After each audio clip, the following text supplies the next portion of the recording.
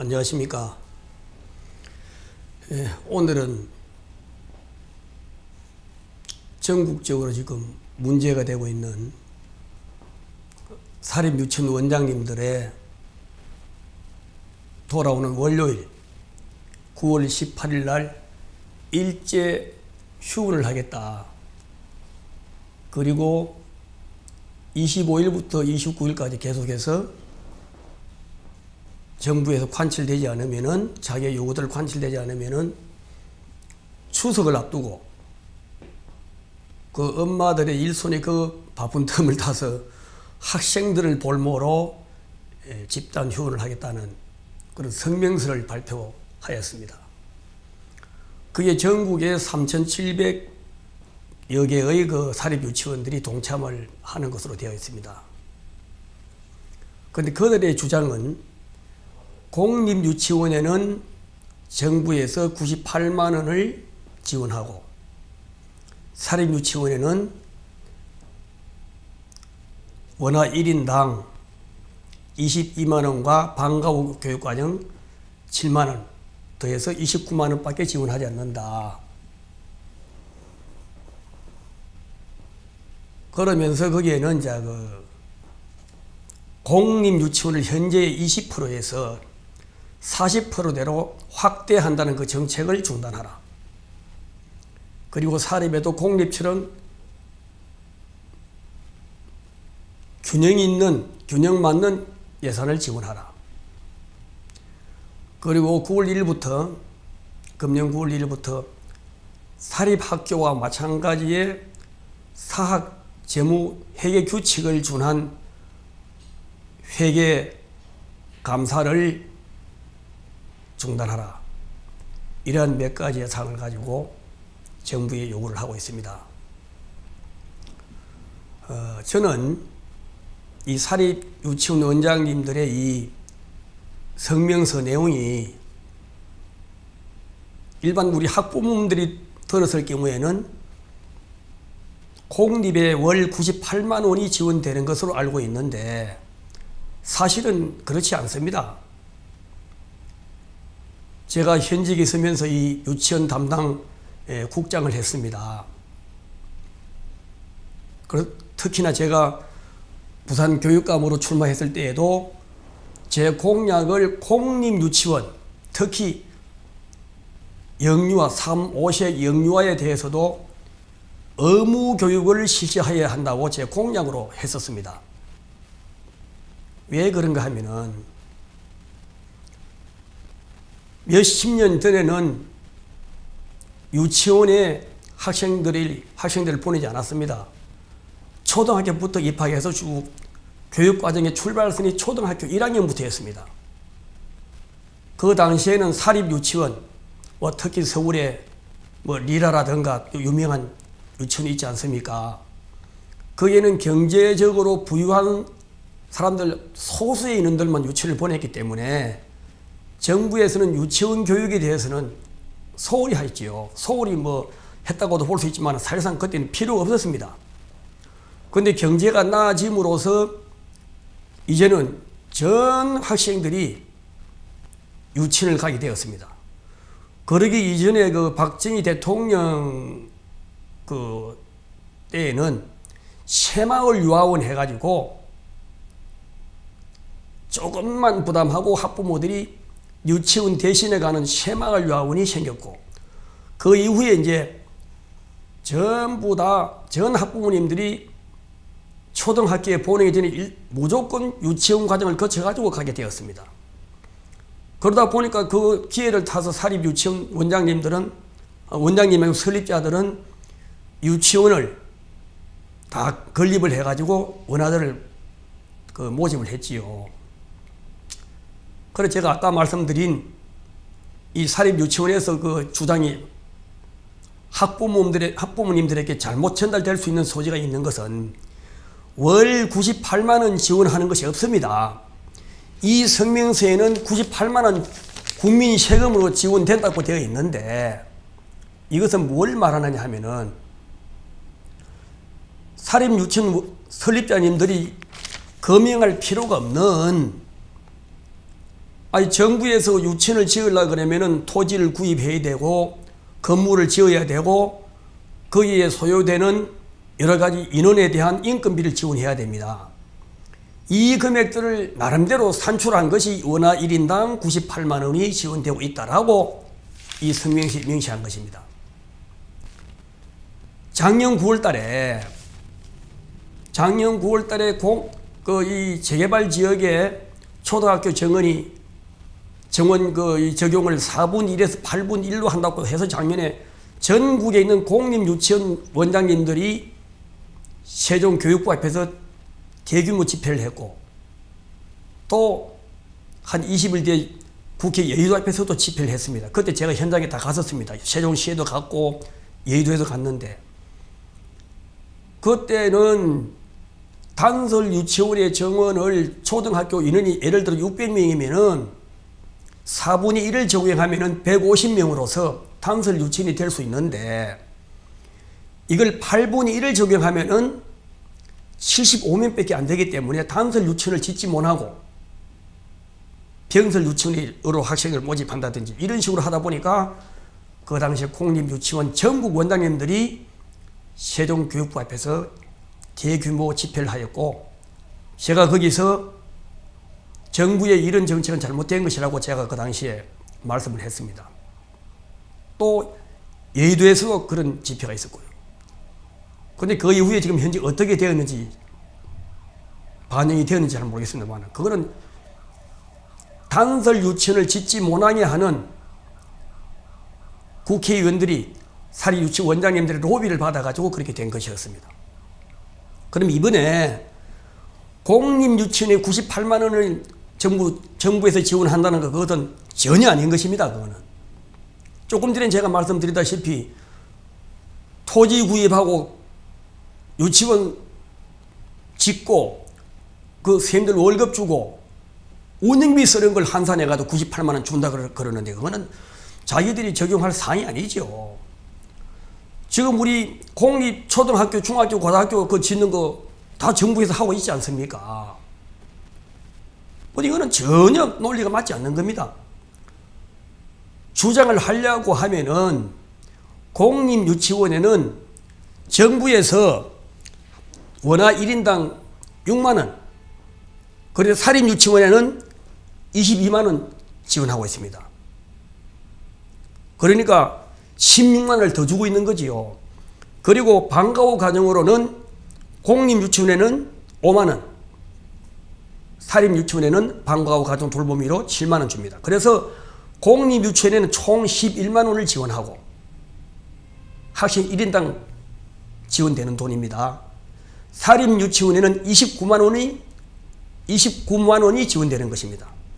이걸 비교해서 신문에 내야 되는데 조금 전에 제가 말씀드린 것처럼 98만 원이라는 자기들이 유치원 짓고 토지 사고 거기에 선생님들 인건비 주고 그걸 환산해가지고 98만 원 준다는 건 전혀 대비할 필요 없는 겁니다. 그래서 자기들 이야기로는 국민 세금을 거기에 투입할 필요 없이 사립 유치원에 좀 더 많은 돈을 지원해 주면 되지 않느냐 하는 그런 자기들 취지에서 성명서를 낸 것입니다. 그리고 공립유치원에 원화를 취업하게 되면은 학부모 부담이 되는 것은 월 1만 원 정도만 내면 됩니다. 그거는 무슨 돈이냐 하면은 통학 차량을 운영한다든지 간식을 준다든지 그런 경우로 공립유치원에 원화를 보내게 되면 학부모님은 전혀 신경 안 쓰고 월 돈 만 원만 내면 되고 사립유치원에 가게 되면 자기들 주장은 뭐 한 10만 원 이상 받는다 그러는데 실제적으로는 22만 원을 국가가 지원하는 22만 원과 버금가는 22만 원을 더 학부모로부터 징수하고 있습니다. 왜 그런가 하면은 사립유치원에는 정부에서 인건비 지원 쪽으로 55만 원을 지원하고 있습니다. 그리고 그 부족되는 사립유치원 운영 경비를 보충하기 위해서 사립유치원 원화 학부모님한테 22만 원 이상입니다. 그것도 22만 원 그 결정 금액이 아니고 곳에 따라서는 뭐 30만 원도 받고 25만 원도 받고 일단은 22만 원 정도 이상을 더 받다 보니까 사립유치원에 보낸 학부모는 22만 원 정도를 더 부담해야 됩니다. 이런 실태인데 정부에서는 이거는 정책적으로 잘못된 것입니다. 지금 전국에 있는 사립초등학교, 국공립 중학교, 초등학교, 고등학교가 정부에서 지어가지고 의무교육, 초등학교 전액 의무교육, 중학교도 의무교육하고 있지 않습니까? 그럼 유치원도 의무교육을 실시해서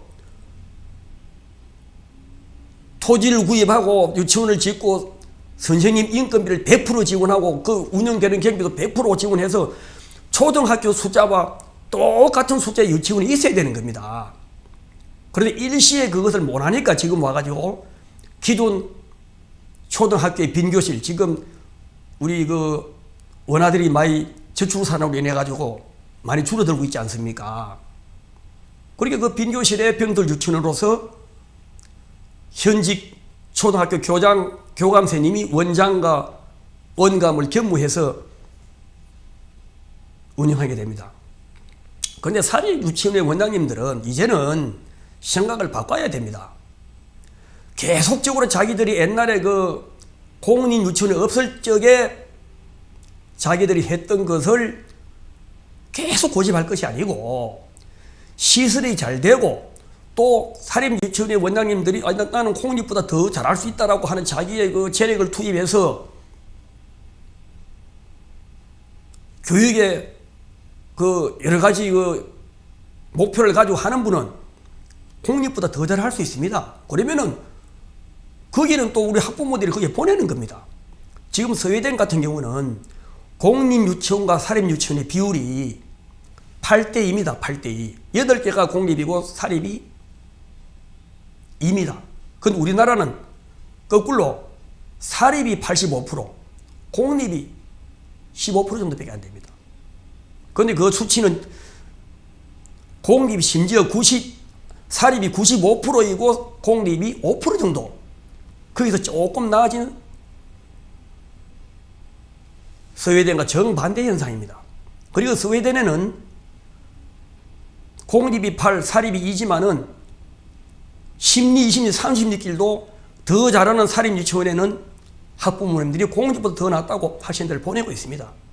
이와 같은 식으로 경영으로 대결해가지고 공립을 제압을 해야 되는데 꼭 굳이 정부에서 돈을 적게 준다, 뭐 감사를 한다. 정부에서 예산을 지원하면은 그 잘 쓰이는 것에 대한 관리 감독을 해야 되는 걸 당연한 거 아니겠습니까? 그래서 이 문제는 간단한 것입니다. 지난번까지의 보수 교육감들은 사립유치원장님들 그리고 또 그 당시에 국회의원들은 사립유치원의 그 로비를 받아가지고 공립유치원 숫자가 적기 때문에 학부모님들이 거기에 보내려고 하면은 굉장히 힘이 들었습니다. 심지어 임신해가지고 어린애가 있는데도 아직 출산하지 않은 상태에서도 공립유치원에 지원을 해놔놓고 그게 태아 그 대기자라고 소문이 날 정도인데, 그리고 맞벌이 부부 하는 사람은 또 들어가는 순위가 빠르다 보니까 전부 다 알바하는 걸 직업으로 내세워가지고 또 뭐 노인 요양 업무하는 이런 거 한 몇 달 하는 걸 갖다 직업으로 내세워가지고 맞벌이 부부를 해가지고 그래 둔갑을 시켜가지고 전부 1순위가 대기자가 300명, 400명입니다. 한 유치원에. 그런 정도로 사회 문제가 되어 있는데 그 당시 보수교육감들은 공립유치원을 짓지 못하게 했어요. 제가 그 당시에 교육청에 있을 때도 마찬가지였습니다. 사립유치원 원장님들의 로비가 워낙 세기 때문에 자기가 다음번에 교육감을 하려고 하면은 사립유치원에서 연대해서 그 교육감을 공립유치원 짓는 교육감 후보자한테는 표를 주지 않기 때문에 그걸 의식해서 단설유치원, 공립유치원 독립된 형태가 단설유치원이고 초등학교 교실에 더부살이로 하는 게 병설유치원입니다. 어떻든 단설유치원이든 병설유치원이든 그걸 억제를 시켰습니다. 그러다 보니까 지금 이 진보 교육감이 지금 전국에 거진 13명이나 되지 않습니까? 그러다 보니까 이 사람들이 이제는 이제 이미 자기들은 진보표가 확보되어 있고 보수는 항상 보수는 여러 명이 나와가지고 표가 분산되니까 진보는 똘똘 뭉쳐가지고 한 사람을 하니까 교육감이 되는데 지장 없으니까 이제는 자기들은 공립유치원 짓는데 사립유치원 원장들의 눈치를 보지 않습니다. 그리고 혹자는 공립유치원을 많이 확대하는 이유는 이렇게 왜곡되게 보고 있습니다. 그 관리 감독하는 공무원들이 지역교육청이나 교육청 본청에 자기들 자리 마련하려고 이 숫자를 늘린다 그러는데 그거는 전혀 어느 도달입니다. 아니 교육청이 근무하나 유치원에 근무하나 월급 똑같습니다. 장학사 된다고 돈 더 많이 주는 거 아닙니다. 교장이나 교감이나 선생이나 월급도 똑같습니다. 단지 수당만 조금 차이 날 뿐입니다. 직책 수당만 차이 날 뿐인데 그래 지금 공립유치원을 많이 짓게 되면은 그 공무원들 자리 늘리려고 한다. 이것도 전혀 맞지 않는 이야기입니다. 정리하면은 아주 어린 영아는 모르지만은 3, 4시, 5세 이 유치원 영아들은 영아가 아니 이 유아들은 통합을 해가지고 사립 유치원이라도 그 경영 그 이 시설 규모라든지 또 그 설립자의 의지를 봐가지고 공립보다 더 잘하고 자기들이 법이나 해서 더 잘하겠다고 하면은 그거는 그대로 유지해주고 아주 열악하거나 학부모들 기에서 원성이 많은 비교육적인 이 사립유치원들은 폐원식이고 우리 선진국처럼 그 80% 이상으로 끌어올려야 됩니다. 그리하여 유치원 3, 5세 이상 의무교육이 실시되어야 됩니다. 그래서 그 유치원 선생님들도 일반 초중고 선생님처럼 임용시험을 거쳐가지고 발령을 내고 또 사립유치원에서는 지금 초중고처럼 몇 프로 되지 않습니다. 전국의 사립초등학교가 1%도 안 됩니다. 국에서는 자기들이 뽑든지 아니면은 교육청에 의뢰를 하게 되면 뽑아주고 이런 식으로 해서 지금의 초중고와 같은 체제로 가야만이 학생들이 출발선이 같아지고 또 학부모님들이 고민이 덜어지기 때문에 젊은 학부모님들이 아침에 지금 유치원은 이 통학 이 수용이 어느 학구제가 안 되어 있다 보니까 자기가 원하는 유치원이 없으면 멀리 태워 보내야 되고 그러다 보니까 우리 엄마들이 직장을 갖다가 중간에 경력이 단절되는 거예요. 애 키울 때까지는 자기가 직장을 할 수 없이 그만두고 애 태워가지고 멀리 유치원에 실어 날라야 되고 이걸 해소하는 것이 저출산의 저는 첩경이라고 생각합니다.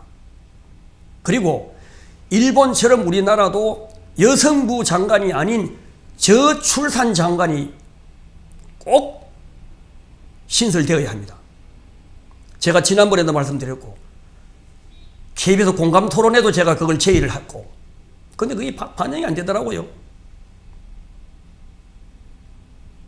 저출산 장관이 있어가지고 이 저출산 업무를 전체를 통과를 해가지고 이런 유치원 업무도 개선도 하고 교육부와 협의해가지고 의무교육으로 전환시키고 그걸 해야 되지 않습니까?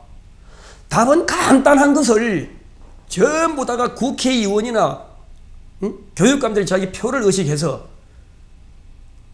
이것이 정확하게 정당한 길임에도 가지 않습니다. 그러다 보니까 이것을 모르는 학부모님들은 더 비싼 돈을 내고도 사립유치원에 보내고 지금 초등학교 사립학교 누가 그리 보냅니까? 똑같은 현상입니다. 아파트 단지 내에 유치원 짓고 초등학교 짓고 아니면 초등학교 내 유치원을 또 옆으로 건물 하나 조금 병행이 넣으면 되는 거 아닙니까? 그러면 그 단지 내에서는 거기에 유치원 가면 학부모님들은 무슨 걱정입니까? 그 애 태워가지고 멀리 보낼 필요가 없는 거 아닙니까? 지금 전국에서 유치원비가 제일 비싼 곳이 서울의 도봉구입니다. 도봉구. 도봉구가 잘 사는 곳입니까? 경제적으로 제일 열악한 곳인데 공립 유치원이 없다 보니까 학부모님들은 거기에 있는 사립대학 부속 유치원에 보내다 보니까 월 90만 원, 100만 원, 150만 원까지 들어가면서 유치원을 보내고 있습니다. 추세가 이럴진데 지금 사립 유치원장님들이 원화를 볼모로 전혀 맞지 않는 98만 원 지원한다는 거짓말. 이래 하면 안 됩니다. 학생들을 볼모로 이 지금 북한 핵 위협으로 나라가 어수선하고 이 지금 국민들이 단합을 해야 될 이런 때에 원화를 볼모로 이래 하라는 것은 저는 온당하지 않다고 저는 생각합니다.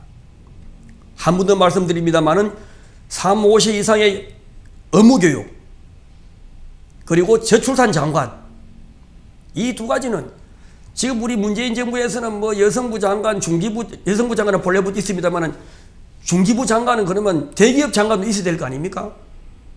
왜 중소기업을 대기업과 또 분리시켜가지고 이제 파벌을 조성하는데요?